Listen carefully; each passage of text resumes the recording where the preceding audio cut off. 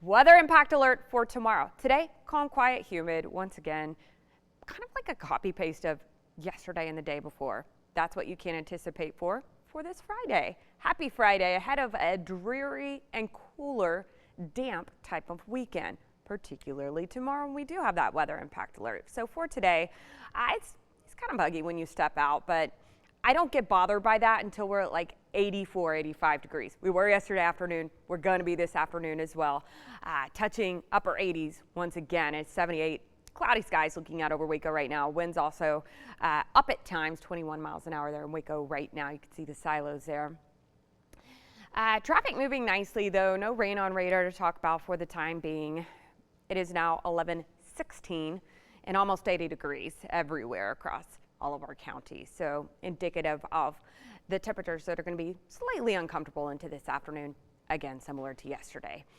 You can see some cloud cover up near I-20 DFW as well as the Panhandle. They are getting ready to see the cold front today. We will not see it in our counties until early tomorrow, Saturday morning. Show you where that frontal boundary is situated, entering our great state to the north of Amarillo there right now. So again, we won't see the impacts of it. We're also not going to see much rain on radar until tomorrow. You can see there's actually some much needed snow, spring snow up in the Rockies. Did you know it still snows there until sometimes June, especially up in Montana. So they've had a terrible snow season. Happy for them today. Weather impact alert again is for tomorrow. I went ahead and put all day. Why?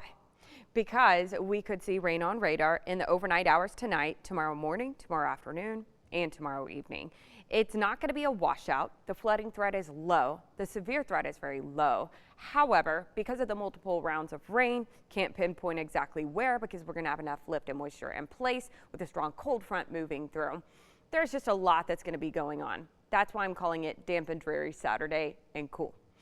Some of us hit our high temperatures, by the way, pre-sunrise or just after it in the low 70s. And some folks never even reach 70 degrees on Saturday. We all fall into the 60s in the afternoon hours post cold front. That's going to make it through all of our counties in the morning hours. It's just a different type of forecast.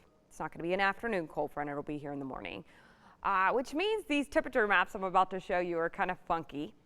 Overnight lows tonight, either 50s if you've already seen the frontal boundary moving through in the overnight hours and pre-sunrise. More like 70 degrees and muggy when you wake up in College Station. Cold front gets to you tomorrow morning, mid-morning.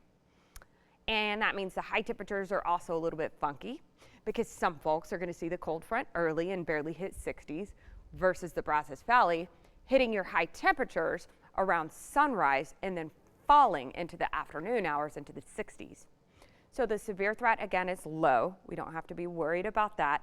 But there can be lightning embedded with that, especially Saturday evening's activity. I do want to also note that late this evening in the overnight hours, we may see an isolated thunderstorm try to approach our western counties. For a lot of us, it holds off until around sunrise, but can see stray overnight activity favoring west. Again, the severe threat is low. And a lot of us are going to hit our high temperatures very early in the day on Saturday. So let's talk frontal timing. If you're in our northern counties, I'm talking Waco North or Northwest, you are going to see the front move through pre-sunrise. More like middle of the morning hours, so like 9 to 11 a.m. for our southern counties, and then pretty quickly the fronts in South Texas. Along it and behind it, we're going to see scattered activity on radar. None of it is going to last too long. That's why the flooding threat is low. However, you could see rain at your house in the morning hours, in the afternoon hours. You could also see it in the evening hours. So it's going to be off and on, off and on, off and on. Favoring the Brazos Valley for a couple of non-severe thunderstorms tomorrow evening, but a lot of us it's done by the evening hours. So again, not a washout, but it could delay your plan slightly, and then you just kind of stack things, an hour or two later when radar starts to clear out. That's why you want to keep up with radar throughout the day on Saturday. Isolated thunderstorms favoring west if we see anything tonight. Tomorrow morning, models now in agreement on timing on the cold front. It will move through all of our counties by mid-morning. I'm talking 10, 11 a.m. in the Brazos Valley, who hits their high temperatures right around sunrise. Some folks never even make it out of the low 60s if you're in our northwestern counties tomorrow.